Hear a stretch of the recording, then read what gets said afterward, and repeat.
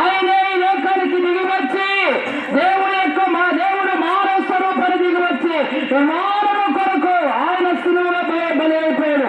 ఎందుకు బలి అయిపోయాడంటే ఈ లోకంలో ప్రతి మనిషి కూడా పాపము చేసిన వారే, ప్రతి మనిషి కూడా పాపము చేసిన వారే. ఆ పాపము పోవాలంటే పాపములోని దేవుడి రక్తము పరిహరించబడాలి కనుక పాపములోని పావనమూర్తి దిగివచ్చి నరుల కోసము ఎన్నో శ్రమలు పడి సిలువలో గొల్గొతా కొండపై ఆయన 3 రోజుల మధ్య బంధించబడి ఆఖరి పట్టు వరకు మానవుని కొరకు రక్తము కార్చినారు. ఎందుకు ఈ రక్తము కార్చినారంటే ఆ రక్తములోనే మనకు విడుదల, పాప విమోచన దొరుకుతుంది.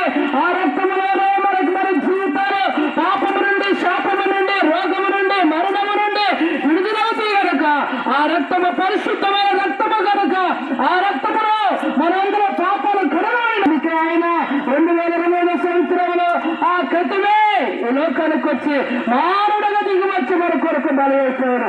ఆయన యేసుక్రీస్తును నమ్మండి, యేసుక్రీస్తు నమ్మలేదే అది బైబిల్ పరిశుద్ధ గ్రంథం మనకు తేటతెల్లగా మనకి బోధిస్తామంది.